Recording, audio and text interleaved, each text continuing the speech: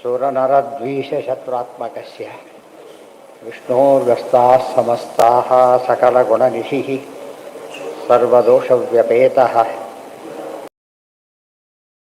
यो गुरुरपि परमः चिन्तयेतं महान्तम्. Next ಇದಾಗಬೇಕಲ್ಲ.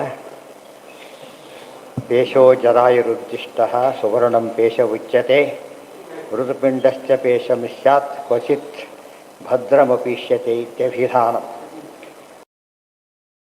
ವಿಷೇದಜೇಷು ಭೂಸ್ವೇದೇನ ಹಿ ವಾಯೋ ಜಾಯಂತೆ ತದಾ ಕೂಟಸ್ಥೆ ಪರಮಾತ್ಮನಿ Asa ಜೀವಃ M ಪರಮಾತ್ಮಾನಮೃತೆ ಸುಪ್ತಿ ಅನುಸ್ಮೃತಿರೇವನಾ. ಭಗವದ್ ಅನುಗ್ರಹ ಇಲ್ಲದೆ ಹೋದರೆ ಸುಪ್ತಿ, ನಿದ್ದೆ ಬರೋದಿಲ್ಲ, ನಿದ್ದೆ ಬಂದ ಎಚ್ಚರಣೂ ಬರೋದಿಲ್ಲ. ಎಷ್ಟೋ ಜನ ನಿದ್ದೆಯಲ್ಲಿ ಸಾಯ್ತಾರಲ್ಲ. ಸ್ಮೃತಿ ಅನುಸ್ಮೃತಿ, ನಿದ್ರೆಯಿಂದ ನಿದ್ರೆ ಬರೋದು ಕಷ್ಟ, ನಿದ್ದೆ ಮಾಡಿದ್ರೆ ಹೇಳ್ತಾರೆ ಅಂತ ಹೇಳೋದಕ್ಕೆ ಗ್ಯಾರಂಟಿ ಇಲ್ಲ. ಎಷ್ಟೋ ಲಕ್ಷಾಂತರ ಜನ ಸಾಯ್ತಾರಂತ ವರ್ಷಕ್ಕೆ ಆ ಥರ ನಿದ್ರೆ ಇಲ್ಲೇ.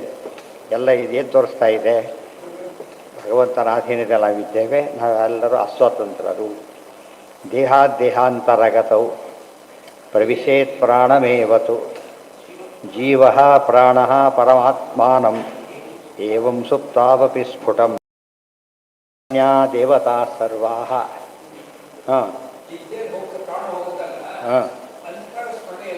ಅಯ್ಯ, ಎಚ್ಚರ ಇಲ್ಲದೆ ಸಾಯೋದಿಲ್ಲ ಯಾರು ಕೂಡ, ಗೊತ್ತು ಹೇಳ್ಬಿಟ್ಟಿದ್ದಾರೆ. ಸಾಯ್ಬೇಕಾದ್ರೆ ಎಚ್ಚರ ಆಗೇ ಆಗುತ್ತೆ. ಅದಕ್ಕೇನೆ ಗಲ್ಲಿಗೆ ಹಾಕ್ಬೇಕಾದ್ರೂ ಕೂಡ ಎಚ್ಚರ ಇರಬೇಕು ಅವರಿಗೆ, ಗೊತ್ತಾಯ್ತಾ? ಎಚ್ಚರ, ಹೆಲ್ತ್ ಫುಲ್ ಸರಿ ಇರಬೇಕು. ಅದೆಲ್ಲ ಟೆಸ್ಟ್ ಮಾಡಿದ ಮೇಲೆ ಮಾಡ್ತಾರೆ ಹೊರತು ಅವ್ನು ಮಲಗಿದಾಗ ಕೊಟ್ಬಿಟ್ರೆ ಅನುಭವನೇ ಆಗಲ್ಲ. ದುಃಖ ಆಗಬೇಕು ಅವನಿಗೆ ಮುಖ್ಯ, ಅರ್ಥ ಆಯ್ತಾ? ಹುಟ್ಟಬೇಕಾದ್ರೆ ದುಃಖ ಹೇಗಾಗಬೇಕು ಹಾಗೆ ಸಾಯ್ಬೇಕಾದ್ರೂ ಕೂಡ ಅವನ ಮಗು ಹೇಗೆ ಅಳ್ತಾನೆ ಎಚ್ಚರ ಇರುತ್ತಲ್ಲ ಹೇಳ್ಬೇಕು. ಹುಟ್ಟಬೇಕಾದ್ರೆ ಎಚ್ಚರ ಹೇಗಿರುತ್ತೆ, ಸಾಯ್ಬೇಕಾದ್ರೂ ಎಚ್ಚರ ಇದ್ದೇ ಇರುತ್ತೆ. ಆಚಾರ ಮಾತು ಹೇಳಿದ್ದಾರೆ ಆಗಲೇ, 8ನೇ ಅಧ್ಯಾಯ ಭಗವದ್ಗೀತಾ ಭಾಷೆಯಲ್ಲಿ ಹೇಳಿದ್ದಾರೆ. ಆದ್ದರಿಂದ ಎಚ್ಚರ ನಮಗೆ ಗೊತ್ತಾಗಲ್ಲ ಅಷ್ಟೇ ಹೊರತು ಅವ್ರಿಗೆ ಗೊತ್ತಾಗುತ್ತೆ, ಸಾಯ್ಬೇಕಾದ್ರೆ ಗೊತ್ತಾಗುತ್ತೆ ಅವ್ರಿಗೆ. ನಮ್ಗೆ ಹೇಳಕ್ಕೆ ಬರೋದಿಲ್ಲ, ಹೋಗ್ಬಿಡ್ತಾರೆ. ಅದೇ ತಾನು ಹೋಗ್ಬೇಕಾದ್ರೆ ಎಚ್ಚರ ಇದ್ದು ಅನಸ್ತೀಶಿಯ ಕೊಟ್ಟು ಸಾಯಿಸಿದ್ರೆ ಏನು ಉಪಯೋಗ, ಗೊತ್ತಾಯ್ತಾ? ಅದಿಲ್ಲ. ಬಾಹ್ಯ ಜ್ಞಾನ ಇರೋದಲ್ಲಿ ಹೊರತು ಮೂರ್ಛೆ ಬಂದಾಗಲೂ ಕೂಡ ಏನಿರುತ್ತೆ, ಭಾರಿ ನೋವಿರುತ್ತೆ. ಅದು ಮೂರ್ಛೆ ಬಂದು ಡಿಸ್ಟರ್ಬ್ ಆಗಿ ಬಲಿದವನು ಫ್ರೆಶ್ ಆಗಿ ಇಡ್ತಾನೆ, ನಿದ್ರೆ ಮೂರ್ಛೆ ಬಂದವನು ದುಃಖಪಟ್ಟು ಹೇಳ್ತಾನೆ. ಯಾಕೆಂದ್ರೆ ಅಷ್ಟು ನೋವು ಅನುಭವಿಸಿರ್ತಾನೆ. ಯಾವುದು ನೀವೇ ಹೇಳಿ. ನೋವು ಶರೀರಕ್ಕಾಗುತ್ತೋ ಮನಸ್ಸಿಗಾಗುತ್ತಾ? ಮನಸ್ಸಿಗೆ ಆಗಬೇಕಾಗ್ತ. ಆದ್ದರಿಂದ ಮನಸ್ಸಿಗೆ ನೋವು. ರಗತೌ ಪ್ರವಿಶೇತ್ ಪ್ರಾಣಮೇವತು ಜೀವ ಪ್ರಾಣ ಪರಾತ್ಮಾನಂ ಏವಂ ಸುಪ್ತಾವಪಿ ಸ್ಫುಟಂ ತದನ್ಯಾ ದೇವತಾ ಸರ್ವಾಃ ಪ್ರಾಣಸ್ಯೈವ ವಶೇ ಸ್ಥಿತಾಃ ಈಶಚ್ಚ ಸುಪ್ತೌ ಅವದ್ಯಂತಿ ನೈವ ಮಾನುಷ ಜೀವವತ್ ಸ್ವರ್ಗಸ್ಥಾನಾಂ ನತು ಸ್ವಾಪಃ ಪ್ರಾಯೋ ದೇಹೇಪಿ ನ ಜ್ಞತಾ ಮೃತಿ ಸುಪ್ತಿ ಪ್ರಬೋಧಾಧೇಃ ನಿಯಂತಾ ಹರಿರೇಕರಾಟ್ ತಮೃತೆ ನೈವ ಚಾವಸ್ಥಾನಾವಸ್ಥಾವಾನ್ನ ಚ ಸ್ಮೃತಿಃ ತತಸ್ತೇಷು ದೇವದೇವೇಶಃ ಪ್ರಾಣಃ ಪ್ರಾಣೇಶ್ವರೋ ಹರಿಃ ನ ಹರೇರೀಶಿತಾ ತ್ವನ್ಯಃ ಸಹಿ ಸರ್ವಾಧಿಕೋ ಮತಃ ಇತಿ ಹರಿವಂ ವಿಶೇಷ. ಇದಿಷ್ಟು ಕೂಡ ಅರ್ಥೋಯಂ ಬ್ರಹ್ಮಸೂತ್ರಾಣ ಸಂದೇಹ ಸೃಷ್ಟಿರಾಹಿ. ಅದಕ್ಕೆ ಅದಿಷ್ಟು ಬಂತಿದ್ರಲ್ಲಿ. ಅದ್ರ ಬಗ್ಗೆ ಇಲ್ಲಿ ಹೇಳದೇ ಇರೋ ಅಲ್ಲೆಷ್ಟೋ ಹೇಳಿಲ್ಲ, ಇಲ್ಲಿ ಹೇಳ್ತಾರೆ ಅದಿಷ್ಟು ಕೂಡ. ಇದನ್ನು ಓದದೆ ಹೋದರೆ ಭಾಗವತ ತಾತ್ಪರ್ಯ ಅರ್ಥೋಯಂ ಬ್ರಹ್ಮಸೂತ್ರಾಣ ಆದ್ದರಿಂದ ಭಾಗವತ ಬ್ರಹ್ಮಸೂತ್ರ ಅರ್ಥ, ಭಾಗವತ ತಾತ್ಪರ್ಯನೂ ಬ್ರಹ್ಮಸೂತ್ರ ಭಾಷ್ಯಕ್ಕೆ ಭಾಷ್ಯ ವಿವರಣೆ. ಆದ್ದರಿಂದ ಇದನ್ನೆಲ್ಲ ಓದಬೇಕು. ದೇಹಾಂತರಗತವು ಪ್ರವಿಶೇತ್ ಪ್ರಾಣಮೇವತು. ದೇಹದಿಂದ ದೇಹಕ್ಕೆ ಬಿಟ್ಟು ಹೋಗ್ತಾನೆ, ಆಗ ಪ್ರಾಣದೇವರ ಸಮೇತ ಹೋಗ್ತಾನೆ. ಇಲ್ಲದ ಜೀವ ಹೋಗ್ಲಿಕ್ಕೂ ಬರೋದಿಲ್ಲ ಅವನಿಗೆ. ಜೀವ ಪ್ರಾಣ ಪರಾತ್ಮಾನಂ ಏವಂ. ಜೀವ ಪ್ರಾಣದೇವರು ಪರಮಾತ್ಮನ ಜೊತೆ ಹೋಗ್ತಾರೆ. ಹೀಗೆ ಸುಪ್ತವು ಈ ರೀತಿಯಲ್ಲಿ ಸಾವು ನಡೆಯೋದು. ಸುಪ್ತವಪಿ ಮಲಗಬೇಕಾದರೂ ಕೂಡ ತದನ್ಯಾ ದೇವತಾ ಸರ್ವಾಹ ಪ್ರಾಣಸ್ಯೈವ ವಶೇ ಸ್ಥಿತಾಃ. ನಿದ್ರೆ ಬಂದ ಕಾಲಕ್ಕೆ ಬೇರೆ ಇಂದ್ರಿಯಗಳು ಯಾವುದು ಫಂಕ್ಷನ್ ಮಾಡೋದಿಲ್ಲ. ಪ್ರಾಣದೇವರ ಅಧೀನದಲ್ಲಿ ಅವೆಲ್ಲ ಏನಾಯ್ತು, ಇನ್ಯಾಕ್ಟಿವ್ ಆಗಿರ್ತವೆ ಹೊರತು ಬಿಟ್ಟು ಹೋಗಿರೋದಿಲ್ಲ. ಈಶ ಸುಪ್ತವು ಸುಪ್ತವದ್ಯಾಂತಿ ನೈವ ಮಾನುಷ ಜೀವವತ್. ಅವರು ಸ್ವಲ್ಪ ಅವರಿಗೂ ಕೂಡ ರೆಸ್ಟ್ ಸಿಕ್ಕಿರುತ್ತೆ. ಮತ್ತೆ ಸುಪ್ತವತ್ ಎಷ್ಟಂದರೆ ನಮ್ಮಂಥ ರೆಸ್ಟ್ ಅಲ್ಲ ಅವರಿಗೆ. ಸುಪ್ತವತ್ ಮಲಗಿದಂತೆ ಮಾಡ್ತಾರೆ ಹೊರತು ಜೀವ ಮಲಗಿದಂತೆ ಅವ್ರು ಮಲಗೋದಿಲ್ಲ.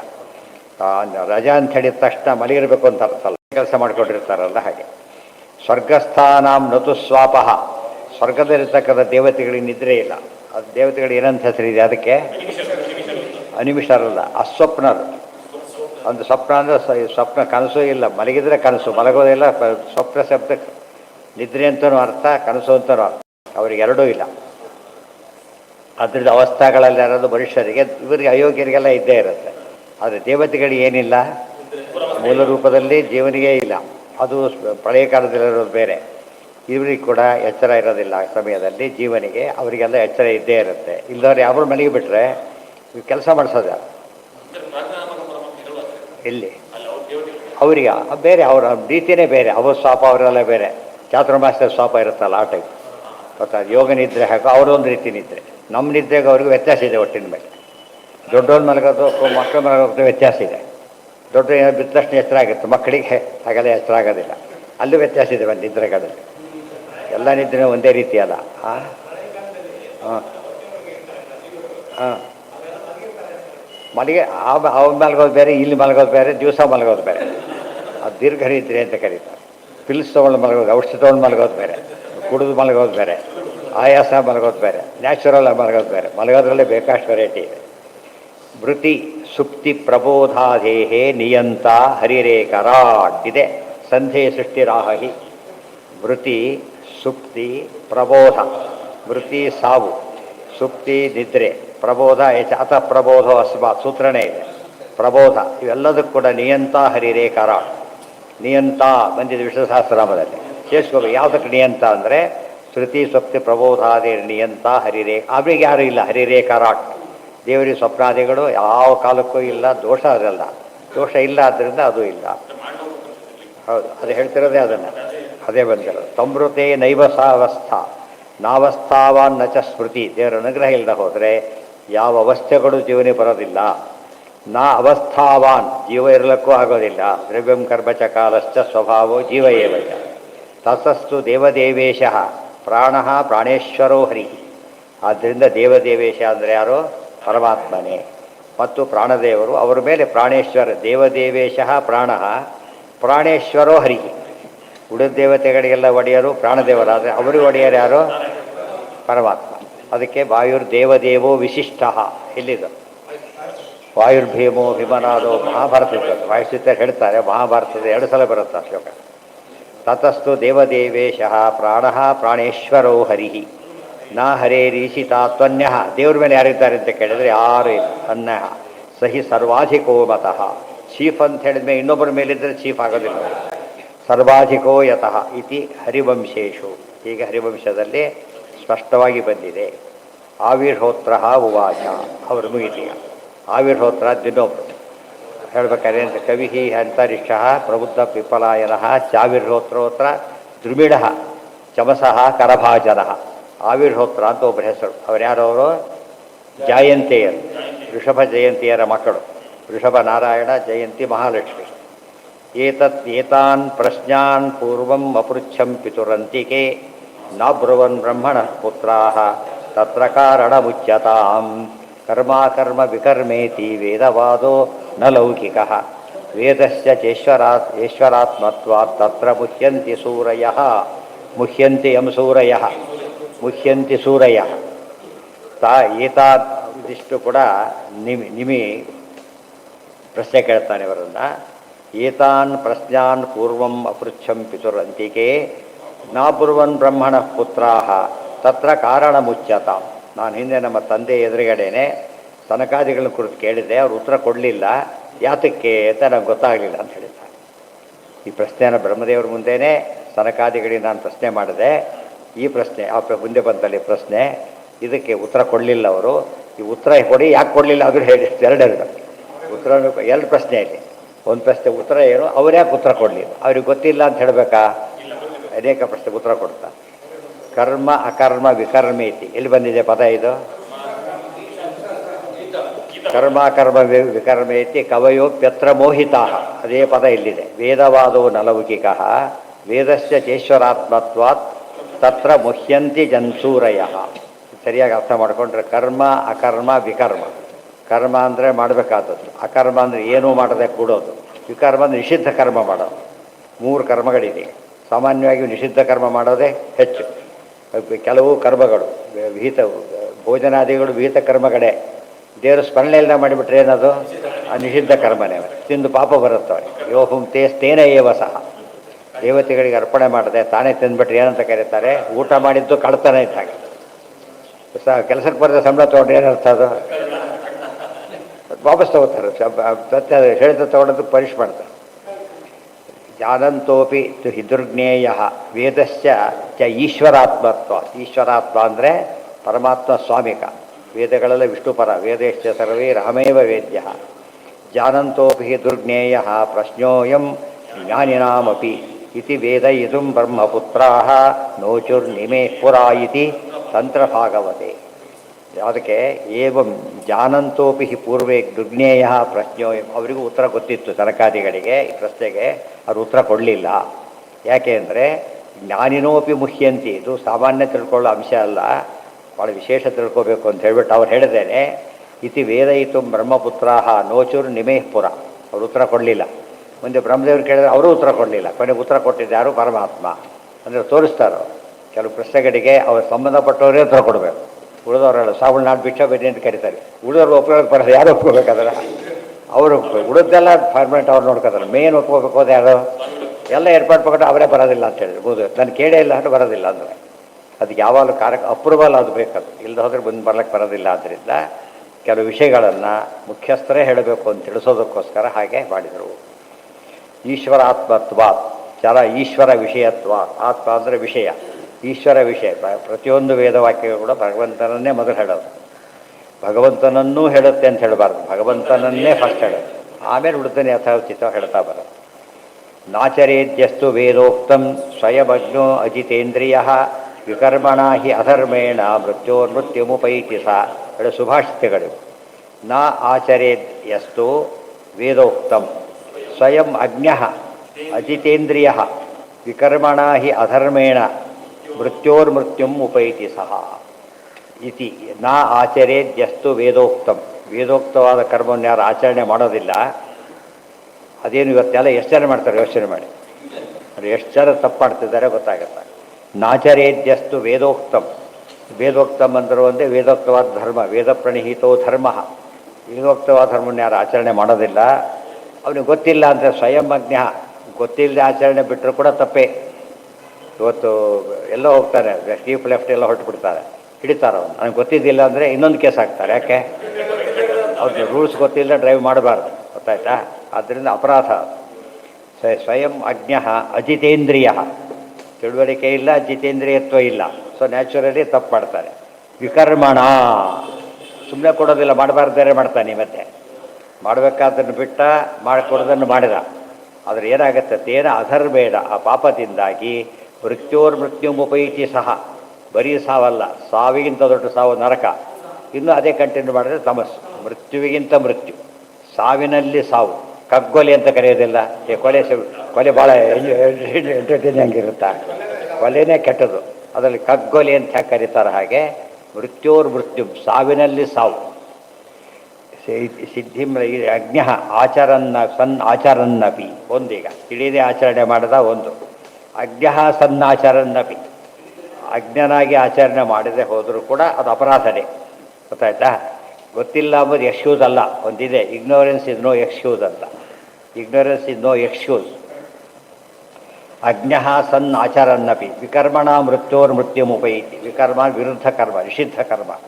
ಸಾ ಏವ ಈಶ್ವರಾರ್ಪಿತಂ ಕುರ್ವಾಣ ಸಿದ್ಧಿಂ ಲಭತೆ. ಆದರೆ ಬರೀ ಕರ್ಮ ಮಾಡಿ ಉಪಯೋಗ ಇಲ್ಲ. ಸಬ್ಮಿಟ್ ಮಾಡಬೇಕಾದ್ರೆ ದೇವರಿಗೆ ಅರ್ಪಣೆ ಮಾಡದೆ ಹೋದರೆ ಅದು ಅಷ್ಟೇ. ಬರದಾ ಇಲ್ಲೇ ಇಟ್ಟೋಗಿಲ್ಲ. ಆಮೇಲೆ ಏನು ಮಾಡ್ತಾರೆ? ಇವರಿಗೆ ಅಪರಾಧ. ಅದು ಯಾರೋ ಒಯ್ತಾರೆ, ಇವ್ರು ಕೊಟ್ಟು ಇವ್ರ ಮೇಲೆ ಕೇಸ್ ಹಾಕೋದು. ಸರಿಯಾಗಿ ಡೆಲಿವರಿ ಮಾಡಿಲ್ಲ, ಯಾರಿಗೆ ಕೊಡ ಒಪ್ಪಿಸ್ಬೇಕದು. ಅದು ಸೈನ್ ಮಾಡಿಸಿ ಹೋಗ್ಬೇಕು. ಕೊಟ್ಟಿದ್ದಕ್ಕೆ ಫಾರ್ಮ್ಯಾಲಿಟಿ ಇದೆ. ಅದೆಲ್ಲ ಅರ್ಥ ಮಾಡ್ಕೊಂಡು ಸಬ್ಮಿಟ್ ಮಾಡದೆ ಹೋದರೆ ಯಾವ ಕರ್ಮಕ್ಕೂ ಬೆಲೆ ಇಲ್ಲ. ಸಬ್ಮಿಟ್ ಮಾಡಿದರೆ ಭಕ್ತಿಯಿಂದ ಸಣ್ಣ ಕರ್ಮಕ್ಕೂ ಭಾರಿ ಬೆಲೆ ಇದೆ. ಅಜ್ಞಾತ್ವ ವೇದೋಕ್ತಮೇವ ಕುರ್ವಾಣೋ ನಿಸ್ಸಂಗೋ ಅರ್ಪಿತಮೀಶ್ವರೇ ನೈಷ್ಕರ್ಮ್ಯಂ ಲಭತೆ ಸಿದ್ಧಿಂ ರೋಚನಾರ್ಥಂ ಫಲಶ್ರುತಿ. ವೇದೋಕ್ತಮೇವ ಕುರ್ವಾಣ. ಅದಕ್ಕೇನು ಮಾಡಬೇಕಾಗ ವೇದೋಕ್ತವಾದ್ದನ್ನೇ ತಲೆ ಸೋಚದ್ ಮಾಡಬಾರ್ದು. ಆಫೀಸ್ ಹೋದಾಗ ಹೇಳಿದ ಕೆಲಸ ಮಾಡಬೇಕೇ ಹೊರತು ಏನೋ ಫೈಲ್ ಮಾಡ್ತಾ ಇದ್ದೆ ಬಂದ, ಅದು ಬಿಟ್ಬಿಡು ಇದನ್ನು ಮಾಡು ಅಂತ ಹೇಳಿದೆ, ಅದನ್ನೇ ಮಾಡಬೇಕು. ಮೊದಲು ಹೇಳಿದ್ರಿಕೆ ಈಗ ಹೇಳಿದ್ರೆ ಇದು ಮಾಡ್ಬೇಕಷ್ಟೇ. ಅವ್ರು ಹೇಳೋ ರೈಟ್ ಆತಂದು ಮದ್ದೆ ಹೇಳಿದ ಅದನ್ನೇ ಮಾಡಿ ಮುಗಿಸ್ಬಿಡ್ತೀರ, ಹೇಳಾಗಿಲ್ಲ. ಅದು ಬೇಡ ಬಿಟ್ಬಿಟ್ಟು ಆಗೋಯ್ತು ಅಷ್ಟೇ. ಎಷ್ಟೋ ಸರ್ತಿ ಸೈನ್ ಮಾಡಿರ್ತಾನೆ, ಡಿಸ್ಪ್ಯಾಚ್ ಮಾಡಬೇಡ ಇಟ್ಕೊಂಬೇಡ ಅಂತ ಹೇಳ್ಬಿಡ್ತಾ, ಅವ್ನು ಬರೋವರೆಗೂ ಮಾಡೋದಿಲ್ಲ. ಅವ್ನು ಹೇಳಬೇಕು, ಅವ್ರು ಎಸ್ ಅಂತ ಹೇಳಬೇಕು. ಅದಕ್ಕೆ ಅಕಸ್ಮಾತ್ ಇಲ್ಲ ಅದು ಕ್ಯಾನ್ಸಲ್ ಮಾಡಿದ್ರೆ ಹೋಗಿಬಿಟ್ಟು. ಹಾಂ, ಪ್ರತಿಯೊಂದನ್ನು ಸಮರ್ಪಣೆ ಮಾಡಬೇಕು. ಕಾಯೇನ ವಾಚ ಮನಸ ಇಂದ್ರಿಯ ಇರುವ ಎಲ್ಲ ಸೇನ್ ಮಾಡಬೇಕು. ಸಮರ್ಪಣೆ ಮಾಡದೇ ಇರೋದು ವಿಕರ್ಮನೇ. ಯಾಕೆ ನಿಷಿದ್ಧ ಆಯ್ತಲ್ಲ. ಹಾಗಲ್ಲ, ವಿಕರ್ಮ ಆಗೋದೇನೀಗ ಒಳ್ಳೆ ಖೀರ್ ಮಾಡಿ ಇಟ್ಬಿಟ್ಟಿದ್ದಾರೆ, ಒಂದು ಸೀಮೆಎಣ್ಣೆ ಹಾಕಿಬಿಟ್ಟ ಒಂದು ಸೊಟ್ಟು, ಏನಾಯ್ತು ಅದಕ್ಕೀಗ? ಅದು ಸೀಮೆಎಣ್ಣೆ ಸರಿಯಾಗಿಲ್ಲ ಅಲ್ಲ, ಖೀರ್ ಸರಿ ಹೋದಲ್ಲ. ಏನು ಮಾಡಿದ ಅಲ್ಲೀಗ? ಏನು ಮಾಡ್ದ? ಇನ್ನೊಂದು ನಿಮ್ಮ ಪ್ರಕಾರದ ಬಡಿಸು, ಯಾರೋ ಮನೆ ಬಂದಿದ್ದು ಹಾಗೆ ಮಾಡ್ದ, ಯಾವುದೋ ಹಲ್ವಾ ಮಾಡಿಟ್ಟಿರ್ತಾನೆ, ಮೂಲೆ ಇಟ್ಟಿದ್ದು ಯಾರು ನೋಡ್ಕೊಂಡೇ ಇಲ್ಲ, ಕೆಲಸ ಹೋಗ್ಬಿಟ್ಟಾಗಲೇ ಗೊತ್ತು, ಉಳಿಸೋರು ಯಾರು ತಿಂದೇ ಇಲ್ಲ. ಅವನು ಹೇಳಿಲ್ಲ. ಏನಾಯ್ತದ ಈಗ? ಅವ್ನು ಕರೆದು ಕೊಡ್ತಾರೆ, ಏನಂದ್ರೆ ಮೇಲೆ ಬೈತಾರೆ ಇಲ್ಲ ಅವನ್ನ, ಫಸ್ಟ್ ಕ್ಲಾಸ್ ರುಚಿ ಏನಿದ್ರು ಪ್ರಯೋಜನ ಇಲ್ಲ, ಭಾಳ ಹೇಳಬೇಕಿತ್ತು. ಅವನು ಹೇಳೇ ಇಲ್ಲ ಮಾಡಿದ್ದೇನೆ, ಅವ್ರು ನೋಡೇ ಇಲ್ಲ, ನೈವೇದ್ಯಕ್ಕೂ ಇಟ್ಟಿಲ್ಲ, ಇದಿಲ್ಲ. ಆಮೇಲೆ ಇಲ್ಲಿದೆ ನೋಡಿ ಅಂತ ತೋರಿಸಿ ಮಾಡಿದ್ದು ಹಾಗೆ ಇಟ್ಟಿದ್ರು ಒಂದು ಕಡೆ. ತಪ್ಪಾಗಲಿಲ್ಲ ಅದು. ಅರೆ ವಿಕರ್ಮ ಬೇರೆ, ವಿಕರ್ಮ ಆಗೋದು ಬೇರೆ. ಅರ್ಥ ಆಯ್ತಾ ಈಗ? ವಿಕರ್ಮ ಆಗೋದು ಯಾತಕ್ಕೆ ಹಚ್ಚಿ ಅದು ಸಕರ್ಮನೆ ಸುಕರ್ಮನೆ. ಅದು ಮಾಡದೆ ಹೋದ್ರೆ ಏನಾಗ್ತಿದೆ ಈಗ? ವಿಕರ್ಮ. ಅದು ಬೈಸ. ಅದೇ ಉದಾಹರಣೆಗೆ ದೇವ್ರ ನೈವೇದ್ಯ ಮಾಡಿದ್ರಿಂದ ಫಸ್ಟ್ ಕ್ಲಾಸ್ ಇದೇನೆ, ನಿಷಿದ್ಧ ಏನಿಲ್ಲ ಅದರೊಳಗೆ, ಆದರೂ ಪಾಪ ಬಂತು. ಇನ್ನು ಈರುಳ್ಳಿನೇ ಮಾಡಿದ, ಅದು ಇನ್ನೂ ವಿಕರ್ಮ. ಅದು ಎರಡು ರೀತಿ ಆಯ್ತು. ಆದಷ್ಟೇ ವಿಕರ್ಮ ಆಗೋದು ಒಂದು ಸ್ವಭಾವತ್ತಾಗೋದು ಬೇರೆ. ಒಬ್ಬನು ಸೂತಕ ಇದೆ, ಮುಟ್ಟಿದ್ದಕ್ಕೆ ಇವನು ಸೂತಕ ಬಂತು, ಗೊತ್ತಾಯ್ತಾ? ಅದು ಎಲ್ಲರಲ್ಲೂ ತಾರತಮ್ಯ ಇದ್ದರೂ ಕೂಡ ಮೈಲಿಗೆ ಆಯ್ತು. ಅವನಿಗೆ ಸ್ನಾನ ಮಾಡೋರಿಗೆ ಶುದ್ಧಿ ಆಗೋದಿಲ್ಲ, ಅವನು ಸ್ನಾನ ಮಾಡಿದ್ರೆ ಶುದ್ಧ ಆಗೋದಿಲ್ಲ ಮುಗಿಯವರೆಗೂ ಕೂಡ. ಅದರಲ್ಲೂ ಮೈಲಿಗೆಯಲ್ಲೂ ತಾರತಮ್ಯ ಇದೆ, ವಿಕರ್ಮದಲ್ಲೂ ತಾರತಮ್ಯ ಇದೆ. ದುರ್ಯೋಧನ ಪೌಂಡರ್ಯಕ್ಕೆ ಯಾಗ ಮಾಡಿದ, ಪಾಪ ಪುಣ್ಯ ಬರಲೇ ಇಲ್ಲ ಅವನಿಗೆ. ಆತಕ್ಕೆ ಅನುಸಂಧಾನ ಏನೇನೂ ಇಲ್ಲ ಅವನಿಗೆ. ಆದ್ದರಿಂದ ಅದು ಪಾಪ ಬಂತು, ಪುಣ್ಯ ಬರಲೇ ಇಲ್ಲ. ಅದೇನು ನಿಷಿದ್ಧ ಕರ್ಮ ಅಲ್ಲ ಈ ಮಧ್ಯೆ. ಆ ದೃಷ್ಟಿಯಲ್ಲಿ ತಿಳ್ಕೊಂಡಿರ್ಬೇಕು. ಇವನಿದ್ದ ಜಯದತ್ತನಪ್ಪ ಸಂಧ್ಯಾವನೆ ಮಾಡ್ತಾ ಕೂತಿದ್ದ, ಅವನ ಮಗನ ತಲೆ ಮೇಲೆ ಬಿತ್ತು, ಬಿಸಿ ಆಗ್ತದೆ. ಸಂಧ್ಯಾವನೆ ಮಾಡ್ತಾ ಕೂತಿದ್ದಾನೆ ಈ ಮಧ್ಯೆ. ರಾಕ್ಷಸ ಅವನು. ಸಂಧ್ಯಾವನೆ ಸಕರ್ಮ, ಒಳ್ಳೆ ಕರ್ಮ, ಸತ್ತ. ಅಂದರೆ ಭಕ್ತಿ ಇಲ್ಲದೆ ಮಾಡಿದ್ರೆ ಸಂಧ್ಯಾವಂದನೆಗೂ ಬೆಲೆ ಇಲ್ಲ. ಸಂಧ್ಯಾವಂದನೆ ಮಾಡ್ತಾನೆ, ಪೂಜೆ ಮಾಡ್ತಾನೆ ಎಂಬುದು ಸರಿಯಾದರೂ ಕೂಡ ಅಲ್ಟಿಮೇಟ್ ಅಲ್ಲ. ಹೇಳಲಿಲ್ಲ, ಅಳೋದು ಕೆಡೋದಲ್ಲ ಭಕ್ತಿಯ ಫೈನಲ್ ಲಕ್ಷಣ ಅಲ್ಲ. ಅಷ್ಟು ಮಾಡಿದವನು ಮೋಸ ಮಾಡ್ಕೊಂಡಿರ್ಬೋದು ಬೇಕಾದ್ರೆ. ಯಾರಿಗೆ ಜನ ಸಹವಾಸ ದೋಷ ಅಷ್ಟೇ. ಕೆಟ್ಟದಿಂದ ಒಳ್ಳೆಯವರು ಕೆಟ್ಟದ್ದನ್ನು ಹೇಗೆ ಕೆಟ್ಟದಿಂದ ಕಳೀತಾರೋ, ದುರ್ಯೋಧನ ಕೂಡ ನೈವೇದ್ಯನೇ ಊಟ ಮಾಡಬೇಕಾಗಿತ್ತು. ಬಿಟ್ಟೋಡಾಚ ಬೆಳೆ ನಿತ್ಯ ಬಡಿ ಆಗ್ತಾಯಿತ್ತು, ನೈವೇದ್ಯ ಆಗ್ತಾಯಿತ್ತು, ಅದನ್ನೇ ಊಟ ಮಾಡ್ತಾಯಿದ್ದ. ಅವನಿಗೆ ಪುಣ್ಯ ಬರೋದಿಲ್ಲ. ಅದೇ ಧರ್ಮವ್ಯಾದ ಕಟುಕನ ಕೆಲಸ ಮಾಡ್ತಿದ್ದಾರೆ, ಪಾಪ ಬರಲಿಲ್ಲ ಅವರಿಗೆ. ಪುಣ್ಯ ಪಾಪಗಳ ಲೆಕ್ಕ ಭಾಳ ಸೂಕ್ಷ್ಮ. ಅದು ಅಜ್ಞಾತ್ವ ಕುರ್ವತಃ ಕರ್ಮ ಸ್ಖಲನಾತ್ ಪಾಪ ಕಾರಣ. ಮುಂದೆ ಮೊದಲನೇದಾಗಿ ವೇದೋಕ್ತವನ್ನೇ ಮಾಡಬೇಕು. ಎರಡನೇದು ನಿಸ್ಸಂಗ, ಫಲಾಪೇಕ್ಷೆ ಕೊಡೋದು. ಅರ್ಪಿತ ಈಶ್ವರೇ, ದೇವ್ರಿಗೆ ಒಪ್ಪಿಸ್ಬೇಕು. ಫಲಾಪೇಕ್ಷೆ ಇಲ್ಲದ ಬಿಟ್ಟು ಹೋಗ್ಬಿಡಬಾರ್ದು. ನೈಷ್ಕರ್ಮ್ಯಂ ರಭತೆ ಸಿದ್ಧಿ. ಇದ್ರ ಫಲ ಏನು ಅಂದರೆ ನೈಷ್ಕರ್ಮ್ಯ ಮುಕ್ತಿಗೆ ಹೋಗ್ತಾನೆ. ಇಷ್ಟು ಹೇಳಿಬಿಟ್ರು. ಆಗ ಒಂದು ಪ್ರಶ್ನೆ ಹಾಕ್ಕೊಡ್ರು, ಫಲ ಕೇಳಬಾರ್ದು ಅಂತೀರಿ, ಫಲ ಹೇಳ್ತೀರಿ. ಅರ್ಥ ಆಯ್ತಾ? ವಿಷ್ಣು ಸಹಸ್ರನಾಮಕ್ಕೆ ದೊಡ್ಡ ಫಲಶ್ರುತಿ, ಗೊತ್ತಾಯ್ತು? ಫಲಶ್ರುತಿ ಒಂದು ಹೇಳೋರು ಸಿಗ್ತಾರೆ ಬೇಕಾದ್ರೆ, ಅಷ್ಟರ ಮಟ್ಟಿಗೆ ಇರುತ್ತೆ. ಅದೇ ರೀತಿ ರಾಘವೇಂದ್ರ ಫಲಶ್ರುತಿ, ಪ್ರತಿಯೊಂದಕ್ಕೂ ಫಲಶ್ರುತಿ. ನೀವು ಕೇಳಬಾರ್ದು ಅಂತ ಹೇಳಿದ ಮೇಲೆ ಹೇಳ್ತೀರಿ ಯಾಕೆ ಫಸ್ಟು? ಹೌದಲ್ಲ? ಬ್ರಹ್ಮಸೂತ್ರದಲ್ಲಿ ಎಲ್ಲೂ ಫಲಶ್ರುತಿ ಹೇಳೋದಿಲ್ಲ, ಗೊತ್ತಾಯ್ತಾ? ಆಚಾರ್ಯ ತಮ್ಮ ಯಾವುದಕ್ಕೂ ಫಲಶ್ರುತಿ ಹೇಳೋದಿಲ್ಲ. ದೇವ್ರ ಪ್ರೀತನಾಗ್ತಾನೆ ಅಷ್ಟೇ, ಅಲ್ಟಿಮೇಟ್. ಆದರೆ ಇದಕ್ಕೆ ಹೇಗೆ ಹೇಳ್ತೀರಿ? ಮತ್ತೆ ಹೇಳಲೇಬಾರ್ದಾಗಿತ್ತು ನೀವು. ಯಾಕೆ? ಅದಕ್ಕೆ ಒಳ್ಳೆ ಉತ್ತರ ಕೊಡ್ತಾರೆ, ಇವೆಲ್ಲ ಗೊತ್ತಿರಬೇಕು. ಅದು ಹೇಳಿದ್ದಾರೆ ಆದ್ದರಿಂದ ಕೇಳ್ತೇವೆ ಅಂತ ಉತ್ತರ, ಗೊತ್ತಾಯ್ತಾ? ಇವತ್ತು ಉದಾಹರಣೆಗೆ ಬಡಿಸ್ತಾ ಬರ್ತಾರೆ, ಸಾರ ಹೊಡಿದ, ಪ್ರತಿಯೊಬ್ಬರು ಹಾಕ್ಸೋಬೇಕಾದ್ರೆ ಇಲ್ಲ. ಅವನೇನು ಮಾಡ್ದ? ಸಿಕ್ಕಾಬಟ್ಟೆ ಶುಗರು ಒಂದು 2 ಸೌಟ್ ಪಾಯಸ ಆಗಿಬಿಟ್ಟ, ಗೊತ್ತಾಯ್ತಾ? ಏನು ಮಾಡ್ದ ಅವನೀಗ? ಅವನಿಗೆ ಬೇಕಿಲ್ಲ, ಹಾಕಿದ. ಅವನೇನು ಮಾಡಬೇಕಾಗ ಹಾಕಿದ ಅಂಥೇಳಿ ಬಿಡ್ಬೇಕೋ ತಿನ್ಬೇಕೋ? ಬಿಡ್ಬೇಕು. ಯಾಕಂದ್ರೆ ಅವನ ಆರೋಗ್ಯ ಅವನಿಗೆ ಗೊತ್ತಿಲ್ಲದೆ ಹಾಕಿದ್ದಾನೆ. ಆದ್ದರಿಂದ ಅದು ಅವನಿಗೆ ಪಾಲಿ ನಿಷಿದ್ದಾನೆ. ಅದೆಲ್ಲ ಯೋಚನೆ ಮಾಡಬೇಕು ಯಾವಾಗ ಕೂಡ. ಅಂದರೆ ಪರಿಸ್ಥಿತಿ ಹೇಳಿದ್ದಾರೆ ಅಂತ ಮಾತ್ರಕ್ಕೆ ಕೇಳಬೇಕು ಅಂತಲ್ಲ, ಗೊತ್ತಾಯ್ತಾ? ಹಾಂ,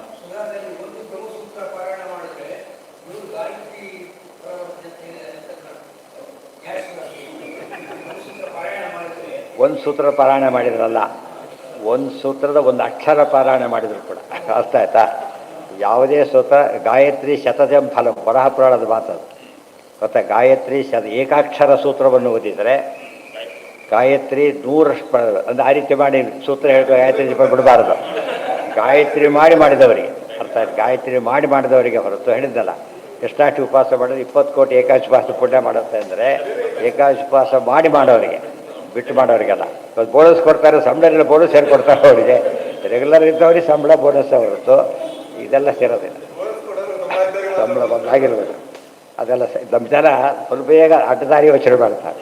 ಎಸ್ಕೇಪ್ ಆಗ್ಲಿಕ್ಕೆ ಬರುತ್ತಾ ಇದೆ ಅದಕ್ಕೆ ಆ ರೀತಿ ಮಾಡಕ್ಕೆ ಬರೋದಿಲ್ಲ. ಒಂದು ಸೂತ್ರನೂ ಹೇಳಿ ಚಾಲನೆ ಮಾಡಿ ಅವೆಲ್ಲ ಮುಂದಿನ ಕೆಲಸ. ತದೇವ ಮತ್ತೆ ಆಯ್ತು. ಈಗ ಇದಕ್ಕೆ ಉತ್ತರ ರೋಚನಾರ್ಥಂ ಫಲಶ್ರುತಿ. ಒಂದು ಮಾತು ನೆನಪಿಟ್ಕೊಂಡ್ಬಿಟ್ರೆ ನೀವು ತಪ್ಪು ತಿಳಿಯೋ ಚಾನ್ಸೇ ಇಲ್ಲ. ರೋಚನಾರ್ಥಂ ಫಲಶ್ರುತಿ. ಯಾತಕ್ಕೆ ಫಲಶ್ರುತಿ ಹೇಳ್ತಾರೆ ಅಂದರೆ ಇಷ್ಟು ಬಿಗಿನರ್ಸ್ಗೆಲ್ಲ ತಕ್ಷಣ ಮಾಡಿ ಅರ್ಥ ಆಗೋದಿಲ್ಲ. ಮಕ್ಕಳಿಗೆ ಸ್ಕೂಲಿಗೆ ಹೋಗಿ ಅವೆಲ್ಲ ಅರ್ಥ ಆಗಲ್ಲ. ಕೆಲಸ ಸಿಗುತ್ತೆ ಏನು ಮಾಡಬೇಕು ಊಟ ನೀವೇ ಹಾಕ್ತಿರಲ್ಲ ಕೆಲಸ ಹಾಕ್ಬೇಕು ಅಂತ ಕೇಳ್ತಾರೆ. ಅರ್ಥ ಆಗಲ್ಲ. ನೀವು ಚಾಕ್ಲೇಟ್ ಕೊಡ್ತೀರಾ ಹೋಗಿಬಿಡ್ತಾರೆ ಅಷ್ಟು.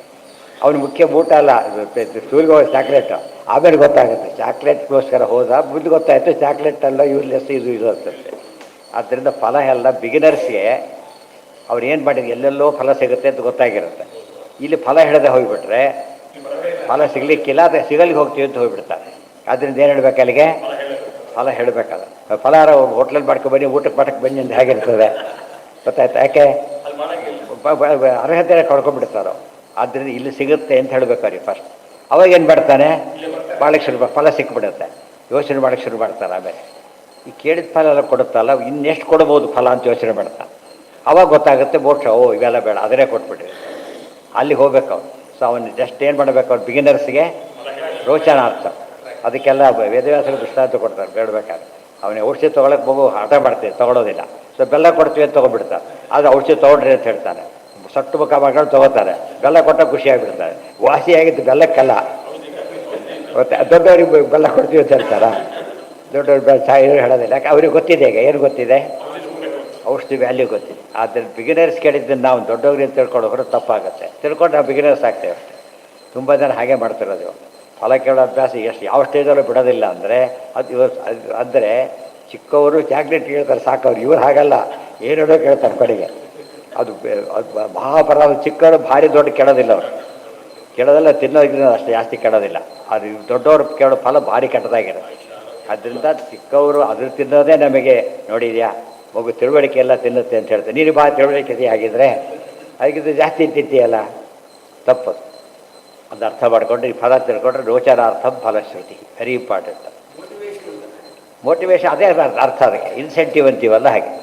ಇನ್ಸೆಂಟಿವ್ ಕೊಟ್ಟರೆ ಬರ್ತಾರೆ. ಎಲ್ಲದೋ ಆಪ್ಷನ್ ಹತ್ರ ನೀನು ಹೋಗಂತ ಕೇಳ್ತಾರೆ. ಇದ್ರು ಕೊಟ್ಟರೆ ನಾನೇ ಹೋಗ್ತೀನಿ ಹೋಗಬೇಡ ನಾನೇ ಹೋಗ್ತೀನಿ ಅಂತ. ಯಾಕೆ ಹೋದವ್ರಿಗೆ ಕೊಡೋದ್ರಿಂದ ತಾನೇ ಹೋಗ್ತಾರೆ. ಇದೆಲ್ಲ ಅರ್ಥ ಮಾಡಿಕೊಂಡ್ರೆ ಸರಿಯಾಗಿರ್ಬೇಕು. ಇನ್ಸೆಂಟಿವ್ ಅನ್ನೋ ಪದ ಮುಖ್ಯ. ಅದಕ್ಕೆ ಕೆಲವು ನಿತ್ಯದ ಪಾಠಕ್ಕೆಲ್ಲ ಎಕ್ಸ್ಟ್ರಾ ಸಂಬಳ ಕೊಡೋದಿಲ್ಲ. ಅದು ಕ್ಲಾಸ್ ಟೆಸ್ಟ್ ವ್ಯಾಲ್ಯೂಷನ್ ಕೊಡೋದಿಲ್ಲ. ಬೇರೆ ವ್ಯಾಲ್ಯೂಷನ್ ಅದು ದುಡ್ಡು ಕೊಡ್ತಾರೆ. ಯಾಕೆಂದ್ರೆ ಪಾರ್ಟ್ ಆಫ್ ದಿ ಡ್ಯೂಟಿ. ಅದನ್ನು ಫಲ ಕೇಳಬಾರ್ದು. ದೇವ್ರ ನಮ್ಮ ದೇಹ ಕೊಟ್ಟು ಎಲ್ಲ ಕೊಟ್ಟು ಇನ್ನೇನು ಫಲ ಕೊಡಬೇಕು ಇವನಿಗೆ. ಅರ್ಥ ಆಯ್ತಾ. ಮನೋದೋಷವಿಹೀನಸ್ಯ ಇದೆಲ್ಲ ಸರಿಯಾಗಿ ನೋಡಿ. ಇದನ್ನು ಅಜ್ಞಾತ್ವಾ ಕುರ್ವತಃ ಕರ್ಮ ಸ್ಖಲನಾತ್ ಪಾಪಕಾರಣಂ. ಅಜ್ಞಾತ್ವ ತಿಳುವಳಿಕೆಯಿಂದ ಮಾಡಿಬಿಟ್ರೆ ಅವನು ಕರ್ಮ ಮಾಡೋ ವಿಧಾನವೂ ಗೊತ್ತಿಲ್ಲ, ಫಲ ಬೇಕಾಗಿದೆ ಮಾಡ್ತಾನೆ. ಅದರಿಂದ ಎಷ್ಟೋ ಬರ್ತಾರೆ. ರಿಪೇರ್ ಮಾಡ್ಲಿಕ್ಕೆ ಹೋದ್ರೆ ಸಾಯ್ತಾರೆ. ಅವನು ಕರೆಂಟ್ ಬರಲಿಲ್ಲಲ್ಲ ಪ್ರಾಣನೇ ಕಳ್ಕೊಂಡ್ಬಿಡ್ತಾನೆ. ಅದಕ್ಕೆ ತದೇವ ಅರ್ಪಯತೋ ವಿಷ್ಣೋರ್ ನೈವ ಪಾಪಾಯ ತದ್ಭವೇ.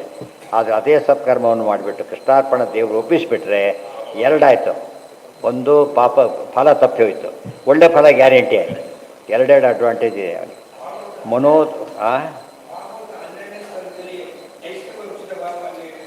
ಇದು ಭಾಗವತ ಅಲ್ಲಿ ಓದ್ತೀರ ನಾವೀಗ. ಮುಂದೆ ಬರುತ್ತೆ ಅಂತ ಮುಂದೆ ಬರುತ್ತದೆ. ತದೇವ ಅರ್ಪಯತೋ ವಿಷ್ಣು ಮನೋದೋಷ ವಿಹೀನಸ್ಯ ನತು ದೋಷವತಃ ಕ್ವಚಿತ್. ಎಲ್ಲ ಪಾಪ ಪುಣ್ಯ ಕಾರಣವಾಗೋದು ಯಾವುದು? ಮನಸ್ಸು. ಮನೆಯವ ಮನುಷ್ಯಾಣಂ ಕಾರಣಂ ಪುಣ್ಯ ಪಾಪಯೋ ಅಂತಾದ್ದರಿಂದ ಪ್ರತಿಯೊಬ್ಬರು ಕೂಡ ಮನಸ್ಸು ಸರಿ ಮಾಡಿದರೆ. ತುಳಸಿ ತರ್ಲಕ್ಕೆ ಹೊರಟ, ಯಾರೋ ಗೊತ್ತು ತುಳಿದು ಹೋಗಿಬಿಟ್ಟ, ಸಿಟ್ಟು ಬಂತೀವಿ. ಅವ್ನು ನೋಡಿದ ಪಾಪ ತುಳಿಸ್ಕೊಂಡ್ರೆ ನೋಡಲಿಲ್ಲ, ಅವನು ಹಾರಿ ಅಂದ್ರೆ ಪರವಾಗಿಲ್ಲ ಹೋಗ್ಬಿಟ್ಟು. ಯಾತಕ್ಕೆ ಅವ್ನ ಮನಸ್ಸಲ್ಲಿ ತುಳಿಯೋದು ಐಡಿಯಾ ಇಲ್ಲ. ತುಳಿಯೋದಕ್ಕೆ ಅಂತ ಅವ್ನು ಟ್ರೈ ಮಾಡಿದ ಸಿಟ್ಟು ನನ್ನ ತುಳಿದು ನಾನೇ ತುಳಿತೀನಿ ಅಂತ ಹೊಡೆದ್ಬಿಡ್ತಾನೆ. ಇಂಟೆನ್ಷನ್ ಯಾವಾಗಲೂ ಮುಖ್ಯ. ಮೋಟಿವ್ ಅಂತೀವಲ್ಲ, ಮೋಟಿವ್ ಇರಬಾರ್ದು. ಶಿಕ್ಷೆ ಕೊಡಬೇಕಾದ್ರೆ ಮೋಟಿವೇಶನ್ ನೋಡ್ತಾರೆ. ಮೋಟಿವೇಶನ್ ಇಲ್ಲದೇ ಇದ್ದವನಿಗೆ ಶಿಕ್ಷೆ ಕಡಿಮೆ ಆಗ್ತದೆ. ತೀರಾ ಮೋಟಿವೇಶನ್ ಏನೂ ಇಲ್ಲದೆ ಹೋದ ಕಾಲಕ್ಕೆ ಅದು ಅಜ್ಞಾತ್ವ, ಅದು ಹೊರಟೋಯ್ತದೆ. ಮನೋದೋಷ ವಿಹೀನಸ್ಯ ನತು ದೋಷವತಃ ಕ್ವಚಿತ್ ಸತ್ಸು ಕೇಶವ ಪೂರ್ವೇಶು ಕ್ರಮಶೋ ಭಕ್ತಿಹೀನತಾ. ಮನೋದೋಷಗಳು ಯಾವುದು ಅಂತ ಕೇಳಿದರೆ, ಸತ್ಸು ಕೇಶವ ಪೂರ್ವೇಶು ಕ್ರಮಶೋ ಭಕ್ತಿ. ದೊಡ್ಡವರಲ್ಲಿ ಭಕ್ತಿ ಮಾಡದೆ ಹೋದರೆ ಅದೇ ದೋಷ. ಭಕ್ತಿ ಇಲ್ಲದೆ ಕೆಲಸ ಮಾಡಿ ಏನು ಉಪಯೋಗ? ಕೆಲಸ ಮಾಡೋದು ನೋಡ್ತಾರೆ, ಅವನಿಗೆ ಕಮಿಷನ್ ಸುಮ್ಮನೆ ಮ್ಯಾಜೆಲ್ಲ ಮಾಡ್ತಾನೆ, ಇದಿಲ್ಲ ಮೆಕ್ಯಾನಿಕಲ್ ಆಗಿ ಅನುಸರಿಸ. ಅಡುಗೆ ಮಾಡಿದೆ, ಅಡುಗೆ ಮಾಡಿಟ್ಟೆ, ಒಬ್ಬರು ತಿನ್ನಕ್ಕೆ ಬರ್ತಾ ಇಲ್ಲ, ಅಡುಗೆ ಮಾಡಿ ದುಡ್ಡು ಕೊಡಿ ಅಷ್ಟೇ. ತಿನ್ನಕ್ಕೆ ಬರೋದಿಲ್ಲ, ಕಷ್ಟ, ಅದನ್ನು ಉಪಯೋಗ ಇಲ್ಲ. ಅಸದ್ಭಕ್ತಿ ತಥಾ ಸ್ನೇಹ ಬಹುಮಾನ ಮಥಾಪಿವ. ಅಸದ್ಭಕ್ತಿ ಇದ್ರೂ ಉಪಯೋಗ ಇಲ್ಲ. ಸೋತ್ತಮಾನಾಂ ಪ್ರಿಯತ್ಯಾಗಾತ್ ಆತ್ಮಪ್ರಿಯ ಚಿಕಿತ್ಸೆಯ. ಸೋತ್ತಮರಿಗೆ ಮನೆಗೆ ದೊಡ್ಡವನು ಭಿಕ್ಷಕರದ ಸ್ವಾಮಿಗಳನ್ನು ಅವರಿಗೆ ಬೇಕಾದ ಮಾಡ್ತಾರೆ ಹೊರತು ತನಗೆ ಬೇಕಾದ ಮಾಡೋದಿಲ್ಲ. ಅದೇ ರೀತಿಯಲ್ಲಿ ನಾವು ದೇವರನ್ನ ಮೇಲೆ ಅವಲಂಬಿಸಿದಾಗ ಯಾರಿಗೆ ಮೆಚ್ಚುಗೆ ಆಗಬೇಕು? ದೇವರಿಗೆ ಮೆಚ್ಚುಗೆ ಆಗಬೇಕು. ಪ್ರೀಣಯಾಮೋ ವಾಸುದೇವಂ. ಪ್ರತಿ ಕೆಲಸ ಮಾಡಿದಾಗಲೂ ಕೂಡ ಭಗವಂತ ಪ್ರೀತನಾಗಲಿ ಅಂತ ಭಾವನೆ ಇರಬೇಕು. ಅಥಾಪಿವ ಸ್ವೋತ್ತಮಾನಾಂ ಪ್ರಿಯತ್ಯಾಗಾತ್ ಆತ್ಮ ಪ್ರಿಯಚಿಕೀರ್ಷಯ ಅಧಿಕೇಶ್ವೇವ ನೀಚೋಚ್ಚ ಭಕ್ತಿ ವ್ಯತ್ಯಾಸ ಏವಚ. ಭಕ್ತಿ ಭಾರಿ ಮಾಡ್ತಾನೆ, ಅದು ಚಿಕ್ಕ ಅಯೋಗ್ಯನೇ ಭಕ್ತಿ ಮಾಡ್ತಾನೆ. ಅವ್ರು ಲಾಯಲಾಗಿ ಗುಂಡಾಗೆ ಲಾಯಲಾಗಿದ್ದಾನೆ, ಸರ್ಕಾರಕ್ಕೆ ಲಾಯಲಾಗಿಲ್ಲ. ಯಾಕೆ? ಇವನು ಅನ್ನ ಹಾಕಿದ್ದು ದುಡ್ಡು ಇವನಪ್ಪನ ಮನೆಗಂಟ ಸರ್ಕಾರದ ಹತ್ಕೊ ಹಾಕಿರೋದು. ಯಾರೇ ಲಾಯಲಾಗಿರ್ಬೇಕು ಯಾವಾಗಲೂ ಕೂಡ? ಕರ್ಣ ತಪ್ಪಿಟ್ಬಿಟ್ಟ ಅಲ್ಲಿ. ಯಾರೇ ಲಾಯಲಾಗಬೇಕು? ಕೃಷ್ಣಗಾಗಬೇಕೋ ದುರ್ಯೋಧನೆಗಾಗಬೇಕು? ನಾವು ದುರ್ಯೋಧನ ಲಾಯಲಾಗ್ತೀನಿ ಅಂತ ಹೇಳ್ಬಿಟ್ಟು ತಪ್ಪು. ಒಳಗೆ ರಾಕ್ಷಸ ಇದ್ದಲ್ಲ, ಅವನ ಲಾಯಲ್ಟಿ ಆ ಕಡೆಗೆ. ಯಾರ ಕಡೆಗೆ? ದುರ್ಯೋಧನ ಕಡೆಗೆ. ಅಸರಾವಸಿ ಇಲ್ಲದಾಗ ಈ ಕಡೆ ಬರ್ತಿಲ್ಲ. ಇದು ಅರ್ಥ ಮಾಡ್ಕೋಬೇಕು. ಅದು ಲಾಯಲ್ಟಿ. ನಾವೆಲ್ಲ ತುಂಬ ಜನ ಹಾಗೇನೆ, ವಿಷ್ಣುದ್ರೋಣಾಗಿ ಮಾಡಿದ್ದು ಹಾಗೇನೆ. ಅದನ್ನ ತಿಂದಿದ್ದು ದುರ್ಯೋಧನ ಅಂತ ಯಾಕೆ ತಿಳ್ಕೊಂಡ್ರೆ ಫಸ್ಟ್ ಅದು ಅಲ್ಲ, ಅಲ್ಲೇನು. ಆದ್ದರಿಂದ ಅವ್ರು ಮಾಡಿದ್ದು ಸರಿ ಹೋಗಲಿಲ್ಲ, ಅದು ತಪ್ಪಾಯಿತು. ಅದನ್ನು ಕೃಷ್ಣ ಕ್ಷಮಿಸಿದ. ಯಾಕೆ? ಅಷ್ಟೇ ವಿಷ್ಣು ಸಹಸ್ರನಾಮ ಹೇಳಿದ್ದಕ್ಕೆ, ಅಗ್ರ ಪೂಜೆ ಮಾಡಿಸಿದ್ದಕ್ಕೆ ವಿನಾಯಿತಿ ಸಿಕ್ತು. ಇದೆಲ್ಲ ಯೋಚನೆ ಮಾಡಿದಾಗ ನಾವು ಒಳ್ಳೆಯ ಕೆಲಸ ಮಾಡಿ ದೊಡ್ಡವರು ಸಂತೋಷ ಪಡಿಸ್ಬೇಕು. ತನ್ನ ಸಂತೋಷಕ್ಕೆ ಮಾಡಿದ್ರೆ ಉಪಯೋಗ ಇಲ್ಲ. ದೊಡ್ಡವರಿಗೆ ಸಂತೋಷ ಪಡಿಸಿದ ಅದೇ ಸಂತೋಷ, ಆ ಥರ ಸಂತೋಷ ಪಡಬೇಕು. ಸೋತ್ತಮಸ್ಯ ಆತ್ಮನಶ್ಚೈವ ಸಮಸ್ನೇಹೋಥವಾ ಭವೇತ್. ದೊಡ್ಡವ್ರ ಫ್ರೆಂಡ್ ಅಂತ ತಿಳ್ಕೊಂಬಿಟ್ಟು ಭುಜ ಮೇಲೆ ಕೈ ಹಾಕ್ಬಿಡೋದು, ಹೋಗ್ಬಿಟ್ಟು ದೊಡ್ಡವ್ರ ಮೇಲೆ. ತಪ್ಪಾಗಲಿಲ್ಲ, ಅವ್ರ ಮೇಲೆ ಕೈ ಹಾಕ್ಬೋದು, ನಾವು ಹಾಕ್ಲಾಗಿಲ್ಲ. ನಾವು ಸುಮ್ಮನೆ ಅವ್ರು ಹಾಕ್ಲಿಕ್ಕೆ ಹೋಗಬಾರ್ದು. ತುಂಬ ಜನ ಇವೆಲ್ಲ ಆಚಾರ್ಯ ಎಷ್ಟು ಅಂತ ಕೇಳಿದರೆ ಎಷ್ಟು ತಪ್ಪು ಮಾಡೋದನ್ನೆಲ್ಲ ಎಜುಕೇಟ್ ಮಾಡ್ತಾರೆ. ಅದಕ್ಕೆ ಗುರುಗಳು ಅಂತ ಹೇಳ್ತಾರೆ ಅವ್ರಿಗೆ. ಗುರುಗಳು ಅಂದರೆ ಯಾರು? ಒಳ್ಳೆಯದನ್ನು ಹೇಳ್ಕೊಡ್ಬೇಕು. ಆಚಾರ್ಯ ಹೇಳ್ಕೊಡೋದು ಒಳ್ಳೇದು, ಪ್ರತಿಯೊಂದು ಒಳ್ಳೇದು ಹೇಳ್ತಿದ್ರೆ ಅದಕ್ಕೆ ಆಚಾರ್ಯ ಶ್ರೀಮದ್ ಆಚಾರ್ಯ. ಉಳಿದವ್ರು ಹೇಳಿದ್ರೆ ಇದು ನೋಡ್ಕೊಂಡೇ ಆಡಬೇಕಾದ್ರಿಂದ ಬೇಸಿಕಲಿ ಯಾರು ಹೇಳಿದಾಗಾಯ್ತು? ಪಾಠ ಮಾಡ್ತಾನೊಬ್ಬ ಟೆಕ್ಸ್ಟ್ ಬುಕ್ ಬರೆದವ್ರು ಇರ್ತಾರೆ. ಪುಣ್ಯ ಯಾರಿಗೆ ಜಾಸ್ತಿ ಬರುತ್ತೆ? ಅದು ನೋಡಿ ಹೇಳ್ತಿರೋದ್ರೆ ಅವ್ರಿಗೆ ಜಾಸ್ತಿ ಬರುತ್ತೆ. ಅದಕ್ಕೆ ಆಚಾರ್ಯ ಶ್ರೀಮದ್ ಆಚಾರ್ಯ ಇವೆಲ್ಲ ನೋಡಿದಾಗ ಗೊತ್ತಾಗಲ್ಲ. ಸುಮ್ಮನೆ ಕೂಗ್ಬಿಟ್ರೆ ಗೊತ್ತಾಗಲ್ಲ. ಜಾಸ್ತಿ ಕೂಗ್ತಾರೆ ಬಡಿಸ್ಲಿ ಅಂತೇಳಿ, ಅದಲ್ಲ. ಆ ಪದ ಹೇಳಿದ್ರೆ ಬಡಿಸ್ತಾರೆ ಇದನ್ನ ಅಂತ ಅರ್ಥ. ಹಾಗಾಗಬಾರ್ದು. ಕಾರ್ಯೇಶು ಬಹುಮಾನೇವ ಸ್ವಾತ್ಮನಃ ಸಮತಾಪಿವ ಆಧಿಕ್ಯೆ ಕಿಬು ವ್ಯಕ್ತವ್ಯಂ. ಅದಕ್ಕೆ ಅರ್ಜುನ ಕೇಳ್ಕೊಂಡ, ಕೃಷ್ಣ ಎಷ್ಟು ತಪ್ಪಾಡಿಬಿಟ್ಟೆ ನಾನು. ವಿಹಾರ ವ್ಯಾಸನ ಭೋಜನಾದಿಶು ಸಖೇತಿ ಮತ್ವ ಏನುಕ್ತು ಮಯಾಪ. ಹೇ ಕೃಷ್ಣ, ಹೇ ಯಾದವ, ಹೇ ಸಖೇತಿ. ನಿನ್ನ ಮಹಿಮೆ ಗೊತ್ತಿ ಏನೇನೋ ಮಾಡಿ ಹೇ ಕೃಷ್ಣ ಜೊತೆ ಹೋಗೋಣ, ಹೇ ಕೃಷ್ಣ ಯಾದವ ಅಂತ ಕರಿತಿದ್ದೆ, ಎಲ್ಲ ಕ್ಷಮಿಸಿಬಿಡು ಅಂತ ಕೇಳ್ತಾರೆ. ಗೊತ್ತಾಯ್ತಾ? ದೊಡ್ಡವ್ರ ಜೊತೆ ಬಂದು ಕೂತಿರೋ ಯಾರದ್ದು ಗೊತ್ತಿಲ್ಲ, ಆಮೇಲೆ ಗೊತ್ತಾಯ್ತು ಆಮೇಲೆ ಆಗ್ಬಿಡ್ತೇವೆ ಅಂತ ಯಾಕೆ ಕೂತಿದ್ದೆ ನಾನು ಅಂತ ಹೇಳಿ.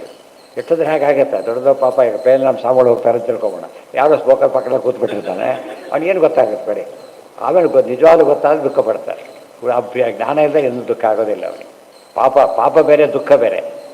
ದುಃಖ ಆಗೋದು, ಪಾಪ ಆಮೇಲೆ ಜಾಸ್ತಿ ಹೊಳಸೋದು. ಶಕ್ತಸ್ಯ ಕೊನೆಗೊಂದು ಮಾತು ಹೇಳ್ತಾರೆ, ಆಧಿಕ್ಯೆ ಕಿಮು ವಕ್ತವ್ಯಂ ಆತ್ಮನಃ ಶಕ್ತಿ ಹ್ರಾಸತಾಂ ಶಕ್ತಿಹಾಪನಂ. ಆಧಿಕ್ಯೆ ಕಿಮು ಎಂದು ಕೂಡ ಶಕ್ತಿ ಇದ್ದ ಕಾಲಕ್ಕೆ ಬಿಡೋದು ಭಾರಿ ತಪ್ಪು. ಒಂದು ಮಾತು ಹೇಳ್ತಾರೆ ನೋಡಿ, ಶಕ್ತಸ್ಯ ಅಶಕ್ತವತ್ ಕರ್ಮ ಮನೋದೋಷ ಇದೀರಿತಾಹ ಇತಿ ಕರ್ಮತಂತ್ರೆ. ಶಕ್ತಸ್ಯ ಅಶಕ್ತವತ್ ಕರ್ಮ ಇದೆಲ್ಲರಿಗೂ ಅಪ್ಲಿಕಬಲ್ ಇದು. ಏಕಾಶಿ ಮಾಡಕ್ಕೆ ಬರುತ್ತೆ ಅವನಿಗೆ, ನನ್ನ ಕೈಲಿ ಆಗೋದಿಲ್ಲ ಅಂತೇಳಿ ಈರುಳ್ಳಿ ಉಳಿತಿಂತಾನೆ, ಅದು ಬೇರೆ. ಬರೀ ಫಲ ಅಲ್ಲ. ಆಗ ಅದಕ್ಕೆಲ್ಲ ಕೇಳಿದ್ದಾರೆ ಹೋಗಲ್ದೇನೆಗೆ ತಪ್ಪದು. ಶಕ್ತಿ ಇದ್ದರೂ ಕೂಡ ಏನು ಮಾಡ್ತಾನೆ? ಶಕ್ತಿ ಇಲ್ಲ ಅಂತ ತಿಳ್ಕೊತಾನೆ. ಮತ್ತು ಶಕ್ತಿ ಇಷ್ಟಿದೆ ಇನ್ನೂ ಕಡಿಮೆ ಅಂತ ತಿಳ್ಕೊತಾನೆ.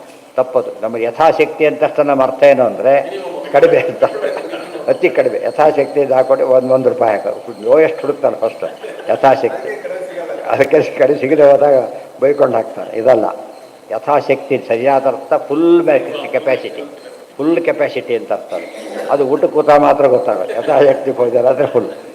ಬೇರೆದಕ್ಕೆಲ್ಲ ಯಥಾಶಕ್ತಿ ಗಾಯತ್ರಿ 10 ಮಾಡೋರು ಕೂಡ, ಬಿಟ್ಟವ್ರು ಬಿಟ್ಬಿಡಿ, ಮಾಡೋರು ಕೂಡ 10 ಮಾಡಿ ಗಾಯತ್ರಿ ಮಾಡಿದ್ದೀನಿ ಅಂತ ಹೇಳೋದು ಜಾಸ್ತಿ ಇರ್ತದೆ. ಆದ್ದರಿಂದ ಇದೆಷ್ಟು ಪ್ರಾಕ್ಟಿಕಲ್ ಮಾಡೋ ತಪ್ಪುಗಳು ನಾವೀಗ.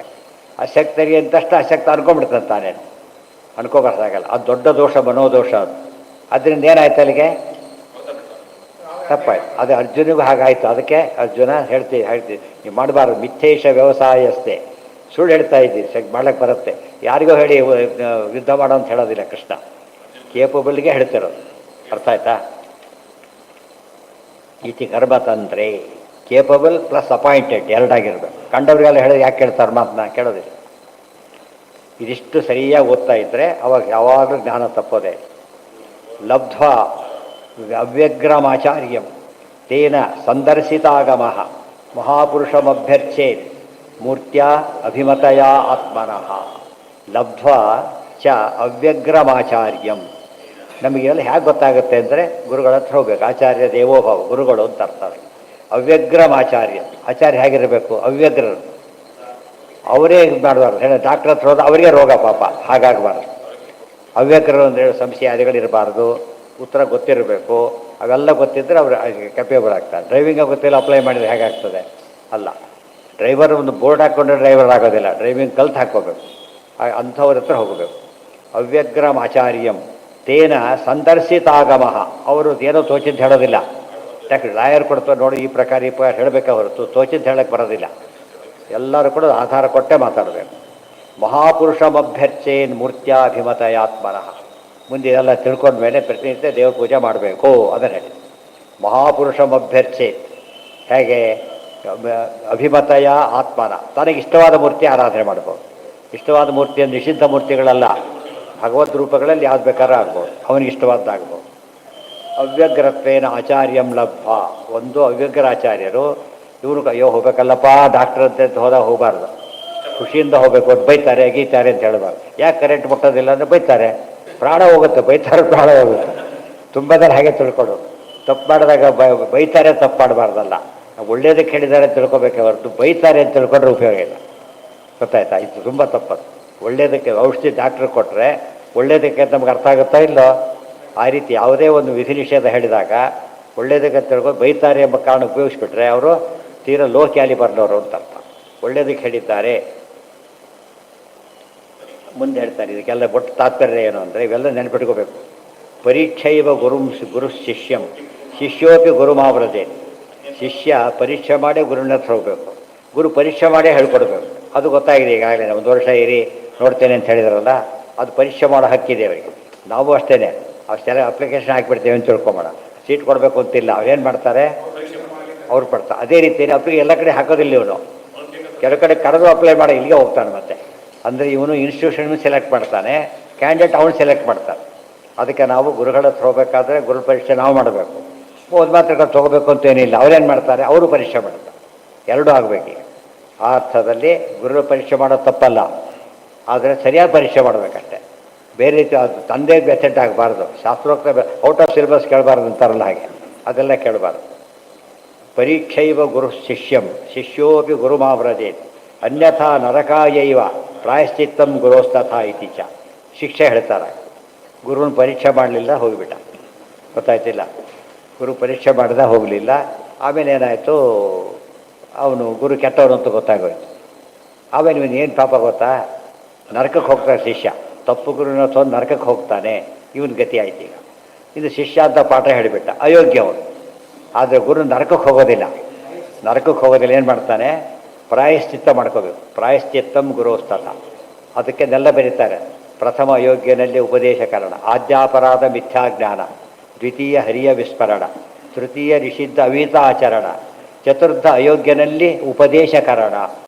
ಐತರೇಯ ಭಾಷ್ಯದನ್ನು ವ್ಯಾಸರಾಜರು ಹಾಗೆ ಇದು ಮಾಡ್ತಿದ್ದಾರೆ. ಸುಳಾದಿ ಒಂದು ಭಾಗ ಅದ ತಾಳ. ಗೊತ್ತಾಯ್ತಾ? ಇದೆಲ್ಲ ತಿಳ್ಕೊಂಡ್ರೆ ದಾಸ ಸಾಹಿತ್ಯ ಎಷ್ಟು ಉಪಯೋಗ ಆಗುತ್ತೆ. ಆ ರೀತಿ ಬರೋದು ಹರಿದಾಸ ಸಾಹಿತ್ಯ. ಗೊತ್ತಾಯ್ತಾ? ಪರೀಕ್ಷೆ ಹಾಂ ಯಾರಿಗೆ? ನರಕ ಅದರಿಂದ ಹೋಗ್ಬಾರ್ದು. ಫೇಲ್ ಆದ ನರಕ ಇದೇ ಬರ್ತಾವೆ ಅವರೀಗ. ಗುರುನ ಫೇಲ್ ಮಾಡೋದಿಲ್ಲ. ಅವ್ನು ಪೆನಾಲ್ಟಿ ಹಾಕ್ಬೋದು, ಎಲ್ಲ ಮಾಡ್ಬೋದು. ತೀರ ಮಾಡಿದ್ರೆ ಬೇರೆ ಅದೆಲ್ಲ ಭ್ರಷ್ಟಾಚಾರ ಇದ್ರೆ ಬೇರೆ. ಇವೆಲ್ಲ ನೆನ್ಪಿಟ್ಕೊಂಡ್ಬಿಟ್ರೆ ನಾವು ಎಲ್ಲೋ ಹೋದ್ವಿ ಅಂತ ಹೇಳೋಕ್ಕೂ ಅದು ಎಲ್ಲಿ ಯಾಕೆ ಹೋದ್ವಿ ಫಸ್ಟು, ನಮ್ಮ ಜನರು ಅಷ್ಟು ಅಲ್ಲಿ ಹೋಗಿದ್ದೆ ಹೀಗೆ ಆಡಿಬಿಟ್ರೆ ಅಲ್ಲಿಗೆ ಯಾಕೆ ಹೋದ್ಯಪ್ಪ ಫಸ್ಟ್ ನೀನೀಗ ಗೊತ್ತಾಯ್ತಾ. ಎಲ್ಲರೂ ಹೋಗ್ತಾರೆ, ನೀನು ಎಲ್ಲರಿಗೂ ಗೊತ್ತಿಲ್ಲ ಹೋಗ್ತಾರೆ, ಗೊತ್ತಿದ್ದು ಯಾಕೆ ಹೋದಿ. ಕೆಲವ್ರು ಹಾಗಾದ್ರೆ ಎಲ್ಲ ಕಡೆ ಹೋಗ್ತೀರಿ, ಭಾರಿ ದೊಡ್ಡವರು ಹೋಗ್ತಿರ್ತಾರೆ, ಎಲ್ಲ ತಿಂತೀರಿ ಅಂದಾಗ ಆಗುತ್ತೆ ಅಷ್ಟೇ. ಎಲ್ಲ ತಿಂತೀರಿ ಎಂಬ ಹೇಗೆ ತಪ್ಪು, ಎಲ್ಲ ತಿಳಿತೀರಿ ಎಂಬುದು ತಪ್ಪೆ. ಸರಿಯಾದ ಅಥೆಂಟಿಕೇಟೆಡ್ ಇದಕ್ಕೆ ಹೋಗ್ತಾರೆ, ಒಂದು ಅನೌನ್ಸ್ ಮಾಡ್ತಾರೆ, ಈ ಸಂಸ್ಥೆಗಳಿಗೆ ನಾವು ರೆಕಗ್ನೇಷನ್ ಕೊಟ್ಟಿಲ್ಲ, ಅಡ್ಮಿಷನ್ ಮಾಡ್ತಾರಾ, ಮಾಡೋದಿಲ್ಲ. ಅದಕ್ಕೋಸ್ಕರ ಯಾರು ರೆಕಗ್ನೈಸ್ ಮಾಡಲ್ಲ ಅಲ್ಲಿ ಹೋಗಬಾರ್ದು. ಏನು ಎಲ್ಲ ಇದೆಲ್ಲ ಹೇಳಿದ ಅರ್ಥೋಯಂ ಬ್ರಹ್ಮಸೂತ್ರಾಣ ಅಂತ ಹೇಳಿಲ್ಲ. ಇಡೀ ಭಾಗವತ ಪ್ರತಿ ಶ್ಲೋಕನೂ ಹಾಗೆ, ಎಲ್ಲೋ ಒಂದು ಕಡೆ ಅರ್ಥ ಬ್ರಹ್ಮಸೂತ್ರದ ಅರ್ಥ ಅಲ್ಲ, ಎಲ್ಲೋ ಕಡೆ ವೇದಾರ್ಥ ಅಲ್ಲ, ಎಲ್ಲೋ ಕಡೆ ತಾತ್ಪರ್ಯ, ಪ್ರತಿಯೊಂದು ಕಡೆನೂ ಅದೇ ಇರೋದು. ಇವತ್ತು ಹಾಲಂತ ಎಲ್ಲೋ ಒಂದು ಕಡೆ ಬಿಡಿ ಇರೋದಿಲ್ಲ, ಎಲ್ಲಿರುತ್ತೆ ಬಿಡಿ ಅದು? ಹಾಲು ಅಂದರೆ ಹನಿ ಹನಿಯಲ್ಲೂ ಬೆಳಗಿರಬೇಕು. ಹೌದು, ಎಲ್ಲಿದೆ ಸರಿಯಾಗಿ ರೆಗ್ಯುಲರ್ ಆಗೋದ್ರೆ ಗೊತ್ತಾಗುತ್ತೆ. ಪರೀಕ್ಷೆ ಅವನು ವೈಷ್ಣವನ ಅಲ್ಲ, ಅವನು ವೈಷ್ಣವನ ಫಸ್ಟ್ ಅದು ಗೊತ್ತಾಯ್ತಾ. ವೈಷ್ಣವ ದೀಕ್ಷೆ ಇದೆಯಾ, ಒಳಗೆ ಶ್ರದ್ಧೆ ಇದೆ, ಅವನಿಗೆ ಶ್ರದ್ಧೆ ಇದೆಯಾ, ಯಾರು ಹೇಳಿದರು. ಎಲ್ಲ ಪಾಠಕ್ಕೆ ಹೋದೆ, ಅವತ್ತೇ ದುಡ್ಡು ಎಷ್ಟು ಕೊಡ್ತೀರಿ ಅಂತ ಕೇಳಿದ್ರು ಅಂತ ಯಾವುದೋ ಮನೆ ತೊಗೋಬೇಕು ಗೊತ್ತಿದ್ದೀರಿ, ಸಾಲ ಕೊಡ್ತೀವಿ ಅವು ಇದು ಸ್ಟೇಜ್ ಅವತ್ತೇ ಹೋಗಿದ್ದಾರೆ ಪಾಪ ಅವರು, ಅವತ್ತೇ ದುಡ್ಡು. ಆ ಪಾಠ ಶುರು ಮಾಡೇ ಇಲ್ಲ, ದುಡ್ಡು ಶುರು ಮಾಡಿಲ್ಲ. ಅವ್ರೇನು ತೋರಿಸುತ್ತದು ಅಂದರೆ ಅವರಿಗೆ ಜ್ಞಾನ ಕೊಡಬೇಕು ಅನ್ನೋ ಉದ್ದೇಶ ಅವರಿಗಿರಬೇಕು, ಜ್ಞಾನ ತಗೊಳ್ಳೋ ಉದ್ದೇಶ ಇದು ನಂಬರ್ 1. ಎರಡು ಕಡೆಯೂ ಒಂದೇ ಇದೆ ಅವನಿಗೆ. ಅದಕ್ಕೆ ಹೇಳ್ತಾರೆ ಸ್ತೋತ್ರಗಳು ಲಕ್ಷ್ಯ ಇದಿರಬೇಕು, ತಿಳ್ಕೊಳ್ಳೋದಿರ್ಬೇಕು, ಹೇಳೋರಿಗೆ ತಿಳಿಸ್ಬೇಕು ಅಂತ ಇರಬೇಕು. ಇವಿಲ್ಲದೆ ಹೋದರೆ ಏನಿದ್ರು ಪ್ರಯೋಜನ. ಎಲ್ಲ ಗೊತ್ತೇನು ಹೇಳಬೇಕು ಅಂತ ಹೇಳೋದಿಲ್ಲ, ಅನ್ಬೋದು ಅಷ್ಟೇ. ನೀವು ಹೇಳ್ತಾರೆ ಕೇಳೋದಿಲ್ಲ. ನಾನು ಇವತ್ತು ನೋಡಿ ಎಲ್ಲದಕ್ಕೂ ದುಡ್ಡು ಕೊಟ್ಟು ಕ್ಯೂ ಜನ ಹೋಗ್ತಾರೆ, ಫ್ರೀಗೆ ಎಷ್ಟು ಜನ ಹೋಗ್ತಾರೆ ಆಗಿದ್ರೆ. ಈಗ ನಮ್ಮ ಪುಣ್ಯಕ್ಕೆ ನಮ್ಮ ಯಾವ ಸಂಸ್ಥೆಗಳು ಕೂಡ ಪಾಠ ಪ್ರವಚನಕ್ಕೆ ದುಡ್ಡಿಟ್ಟಿಲ್ಲ, ಕೊಟ್ಟಿಲ್ಲ. ಅಲ್ಲಿ ಬರೋದು ಎಷ್ಟು ಕಡಿಮೆ ಇರ್ತಾರೆ, ಬರೋದು ಕಡಿಮೆ ಆಗ್ತಾ ಹೋಗ್ತಾರೆ. ಅಲ್ಲಿ ದುಡ್ಡು ಅದೇ ದುಡ್ಡಿಟ್ಟರೆ ಬರ್ತಾರೆ, ನೋಡ್ಬೇಕಷ್ಟು ಟ್ರೈ ಮಾಡಬೇಕು ಒಂದ್ಸಲ. ಅವ್ರು ಬರ್ತಾರೆ, ಯಾವುದೋ 50 ರೂಪಾಯಿ ಯೋಗ ಎಲ್ಲ ಫುಲ್ ಆಗಿಬಿಡ್ತಾರೆ. ಸರಿ, ಎಷ್ಟು ಭ್ರಮೆ ಇದೆ ಅಂದರೆ ಅವ್ರು ಏನು ತಗೋ ಫ್ರೀ ಹೇಳ್ತಾರೆ ಅಂದರೆ ಇದು ಬೆಲೆ ಇಲ್ಲ ಅಂತ ತಿಳ್ಕೊಂಬಿಟ್ಟು. ಫ್ರೀ ಯಾತಕ್ಕೆ ಹೇಳ್ತಾರೆ ಗೊತ್ತಾ, ಬೆಲೆ ಕಟ್ಲಕ್ಕಾಗಲ್ಲ ಅಂತ ಫ್ರೀ ಹೇಳ್ತಾರೆ. ಅವ್ರು ಏನು ತಗೋ ಬೆಲೆ ಇಲ್ಲ ಅಂತ ತಿಳ್ಕೊಂಬಿಟ್ಟು. ಇದು ಎರಡು ಪದ, ಇನ್ವ್ಯಾಲ್ಯೂಬಲ್ ಬೇರೆ, ವ್ಯಾಲ್ಯೂಲೆಸ್ ಬೇರೆ. ವ್ಯಾಲ್ಯೂಲೆಸ್ ಅಂದ್ರೇನು ಅಲ್ಲ, ವ್ಯಾಲ್ಯೂಲೆಸ್ ಅಂದರೆ ನೋ ವ್ಯಾಲ್ಯೂ ಅಟ್ ಆಲ್ ಅಲ್ಲ, ಇನ್ನು valuable, it cannot be valued. ಅದಕ್ಕೇನಂತಾರೆ, ಅದಕ್ಕೆ ನೀವು ಎಂದು ಯಾಕೆ ಕೇಳಬಾರ್ದು ಅಂದರೆ ಮಾರ್ಕೊಂಡಾಗತ್ತೆ. ಅವ್ನು ಯಾಕೆ ಕೊಡಬಾರ್ದು ಅಂದರೆ ಕೊಂಡ್ಕೊಂಡಾಗತ್ತೆ. ಸಾಲಿಗ್ರಾಮ ಕೊಂಡ್ಕೋಬಾರ್ದು, ಅನುಗ್ರಹ ಕೊಂಡು ತೊಗೋಬೇಕು, ಇವೆಲ್ಲ ನಿಯಮಗಳಿದೆ. ಬೆಲೆ ಕಟ್ಟಿ ತೊಗೊಂಡ್ರೆ ದೇವ್ರಿಗೆ ಬೆಲೆ ಕಟ್ಟಿದಾಗತ್ತೆ. ಅದಕ್ಕೆ ಏನೋ ಅವ್ನಿಗೆ ಕೊಡಬೇಕು, ಇರಿಸ್ಕೋಬೇಕಷ್ಟೆ. ಕೆಲಸ ಕಡಿಮೆ ಕೊಡೋದು, ಹೆಚ್ಚು ಕೊಡೋದು ಲೆಕ್ಕ ಇಲ್ಲ, ಕೊಡದೇನೆ ಇರ್ಬೋದು, ಏನು ಯೋಚನೆ. ಅದು ಅದಕ್ಕೆಲ್ಲ ಎಕ್ಸ್ಚೇಂಜ್ ಮಾಡೋ ಪದಾರ್ಥಗಳಲ್ಲ ಅವು. ಅವ ನಮಗೆ ಗೊತ್ತಾಗೋದು. ಕಮರ್ಷಿಯಲ್ ಅಂದ ತಕ್ಷಣ ಏನಾಯ್ತು ಅಲ್ಲಿಗೆ ಹೋಯ್ತು, ವ್ಯಾಲ್ಯೂ ಹೋಗಿಬಿಡ್ತಾರೆ. ಲೌಕಿಕದಲ್ಲಿ ಕಮರ್ಷಿಯಲ್ ಮಾಡ್ತಾರೆ, ಅದು ಸರಿ. ಅದಕ್ಕೆ ಹೇಳಿದ್ರೆ ಹೌದು ನಮ್ಮ ವಿದ್ಯೆನೇ ಅದು ಅಂತ ಹೇಳ್ತಾರೆ. ಅದು ಮಾರಾಟ ಮಾಡಿದರೆ ಬೆಲೆ ಇರೋದು, ಅದಕ್ಕೆ ಬೇರೆ ಬೆಲೆ ಇಲ್ಲ ಅದಕ್ಕೆ. ಇದು ಹಾಗಲ್ಲ, ದೊಡ್ಡ ಬೆಲೆ ಮುಂದೆ ಕಾದಿದೆ. ಆದ್ದರಿಂದ ಈ ಬೆಲೆಗೋಸ್ಕರವನ್ನು ಮಾಡ್ಕೋಬಾರ್ದು. ಅರ್ಚಾದೋ ಹೃದಯೇ ವಾಪಿ ಯಥಾ ಲಬ್ಧೋಪಚಾರಕೈ ದ್ರವ್ಯಕ್ಷಿತ್ಯಾತ್ಮಲಿಂಗಾನಿ ನಿಷ್ಪಾದ್ಯ ಪ್ರೇಕ್ಷ ಚಾಸನಂ. ಅದೆಲ್ಲ ನಾಳೆ ಕಟ್ಟು ಸ್ವಲ್ಪ ಇದೆ, ಮುಗಿಸ್ಬೇಡ ಬೇಡ, ಮುಗಿಸಬೇಡ. ಅರ್ಚಾದೌ ಹೃದಯೇ ವಾಪಿ ಯಥಾ ಲಬ್ಧೋಪಚಾರಕೈ.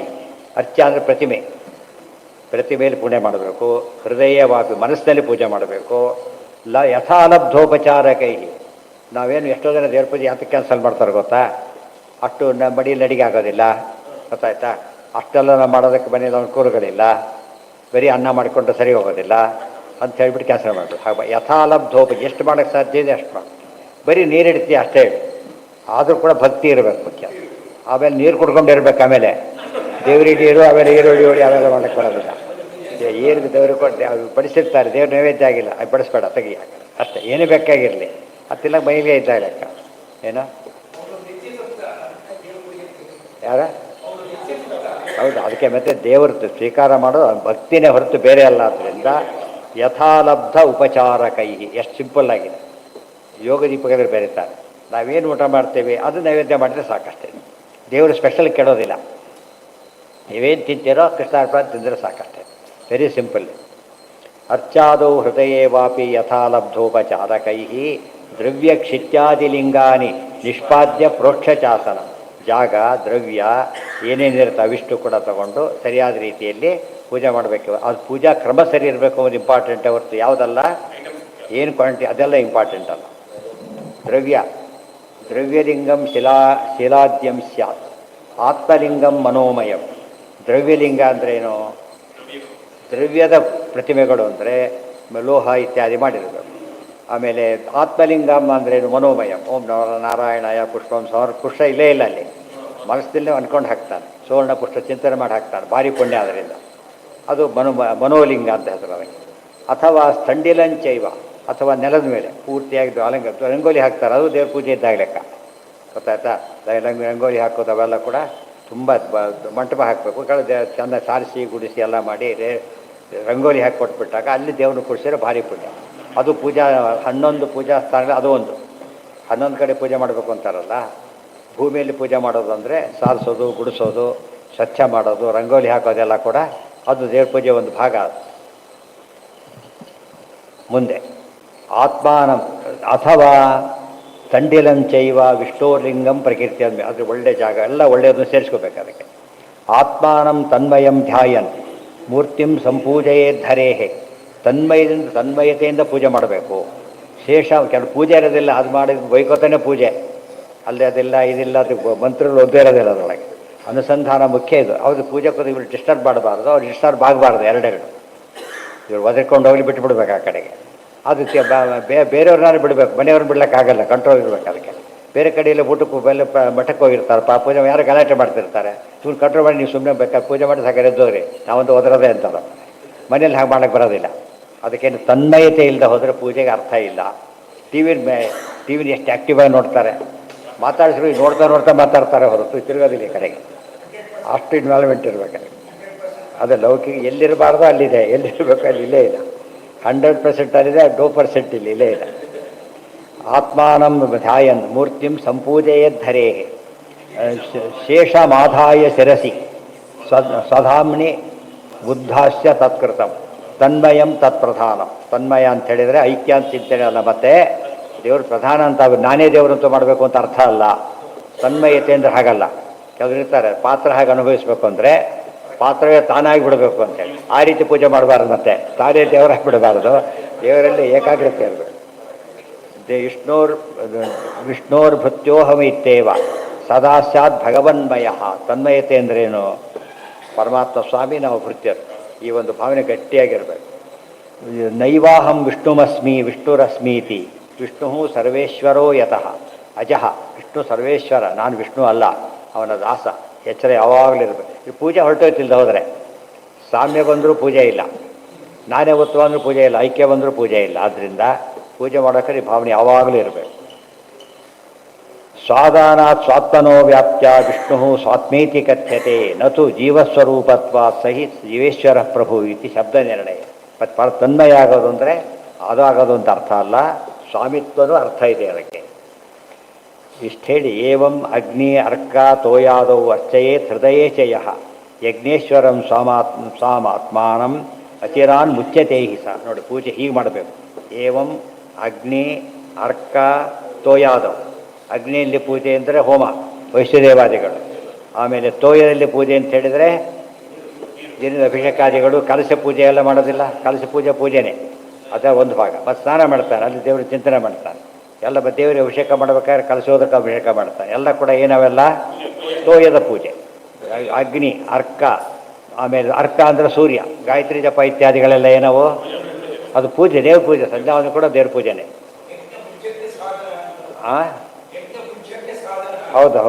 ಹೃದಯೇಚಯ ಯಜ್ಞೇಶ್ವರಂ ಸಮಾತ್ಮಾನಂ ಅಚಿರಾನ್ ಮುಚ್ಯತೆ. ನನ್ನ ಸ್ವಾಮಿ ಪರಮಾತ್ಮನಿಗೂ ಮಾಡಿದರೆ ಬೇಗ ಮುಕ್ತನಾಗ್ತಾನೆ. ಬರೀ ಮುಕ್ತನಾಗ್ತಾನೆ ಅಲ್ಲ, ಬೇಗ ಮುಕ್ತನಾಗ್ತಾನೆ ಅಂತ ಹೇಳಿರೋದ್ರಿಂದ ಎಲ್ಲ ಪೂಜೆ ಬಗ್ಗೆ ತುಂಬ ಹೇಳ್ತಾರೆ.